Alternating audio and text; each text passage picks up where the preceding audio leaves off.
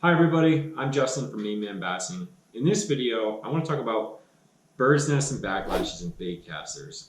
I want to focus on why they're occurring and what you can do to prevent them. If you're new to the channel, I do fishing adventures, product reviews, and how-to videos that all revolve around bass fishing in the Northeast. I'd love to have you as a sub, so hit that subscribe button.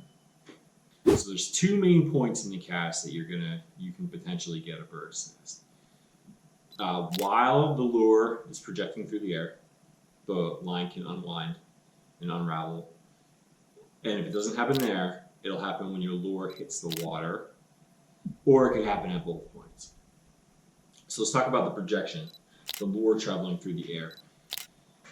What's going on is as soon as you release the spool, when you're in your, you press your button, wind up, and you huck it, and let go of your button at the top of the arc, and it projects the lure.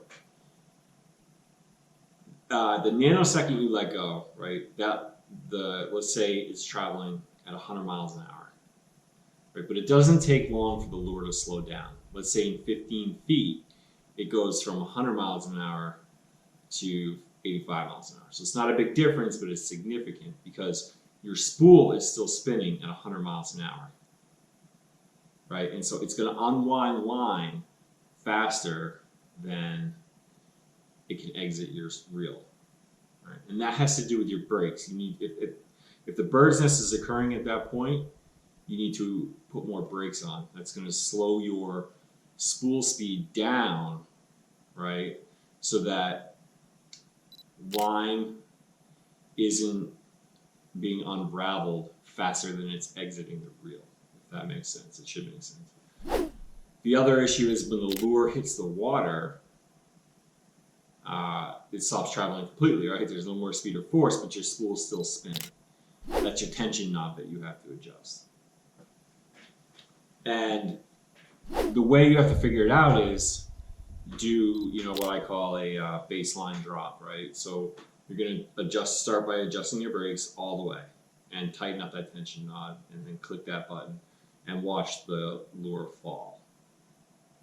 And it shouldn't speed down and zip down. It should just, gradually fall, right?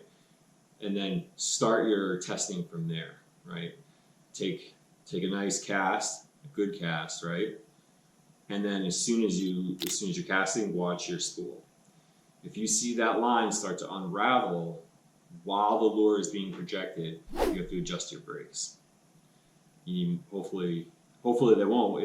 If it's still unraveling, then your brakes aren't strong enough. You have to try a different reel, right? But if it's not unwinding, you can click that those brakes. You can adjust them. You can apply less brakes, right? And you keep going until that line starts to unravel again. Then you have to tighten it one more click, right?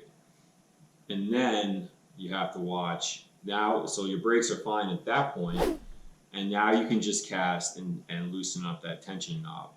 And one hack is that you don't even really need to have any tension on your tension knob.